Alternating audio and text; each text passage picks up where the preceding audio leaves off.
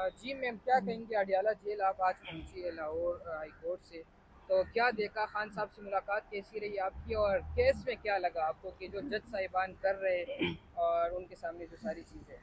देखिए, बुनियादी तौर पे हम लोग आए थे एक सॉलिडारिटी करने, क्योंकि इस वक्त मुल्क में क्लियर डिवीजन है।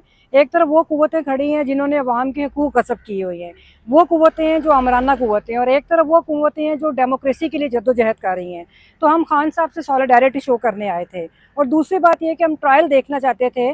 तो ये जो हमने अभी देखा, हमें तो यही महसूस हुआ, ख़ासतौर पर मैं अपनी बात करूँ, कि एक तकल्लुफ़ ही है, ये कोई ट्रायल नहीं है। जिस तरह एक कमरे में बंद करके एक साबिक वज़ीर आज़म का ये ह्यूमिलिएशन है। मैं नहीं समझती कि ये आर्टिकल 10 ए जो कॉन्स्टिट्यूशन का जो फेयर ट्रायल को इंश्योर करता है कि ये वो फेयर ट्रायल हो रहा है।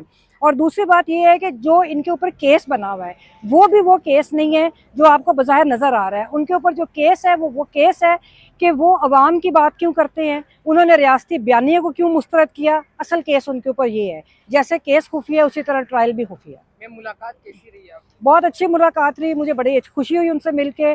और वो बड़ी एक कमिटमेंट के साथ खड़े हुए हैं, और वो यही कहते हैं कि हमने पाकिस्तान के जो अवाम है हम उनको मायूस नहीं होने देंगे, और जो सिविलियन सुपरमेसी की जद्दोजहद है वो कामयाब होकर रहे। मैम, अगर जो केसेस चल रहे हैं उनमें कोई खास वो भी नहीं है तो क्या कहते हैं, तो ये प्रूफ, सॉरी मैम, अगर उसमें कोई खास प्रूफ नहीं है तो मैम क्यों इनको रिहा नहीं किया जा रहा खान साहब? देखिए, मैंने तो आपको पहले बताया, ये केस ही नहीं है जिनकी प्रोसीडिंग्स चल रही हैं। केस तो उनके ऊपर ये बना है कि वो अवाम की और जमहूरियत की बात क्यों करते हैं।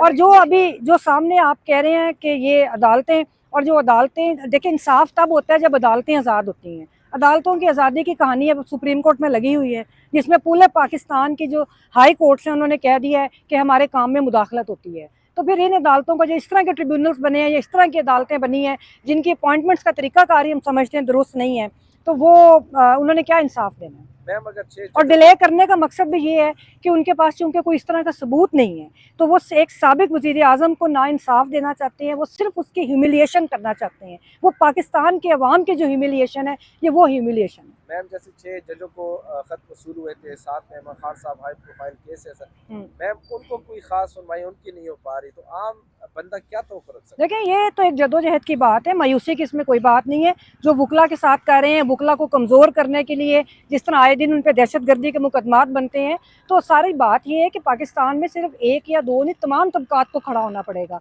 हर तबके के अंदर जो जमहूरी सोच रखते हैं, हर तबके, हर अदारे की बात कर रही हूँ मैं, किसी एक अदारे की नहीं। जब तक वो पाकिस्तान की ये जो जद्दोजहद है इसको मिल के जब करेंगे, तो इंशाल्लाह कामयाबी जो होगी पाकिस्तान के अवाम की होगी। मैम, खान साहब ने कोई पैगाम दिया अवाम के नाम?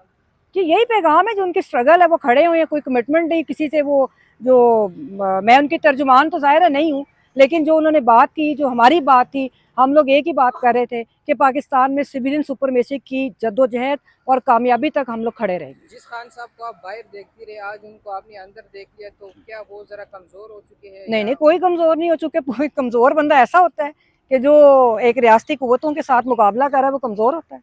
क्या मैम इमरान खान साहब क्या डील कोई करेंगे इनसे बाहर जाने के लिए, या अपने इरादे पे मजबूर? देखिए जी, मैं तो कोई तवक्को नहीं करती कि वो कोई डील करेंगे, और ना मैं समझती थी कि ऐसा कुछ सवाल मुनासिब है। जो एक शख्स खड़ा हुआ है, तो ये इस तरह की बातें करना, ये एक प्रोपेगेंडा फैलाने वाली बात होती है। मुझे बज़ाहिर ऐसा कोई सूरत हाल नज़र नहीं आता। बहुत शुक्रिया, थैंक थैंक यू। यू।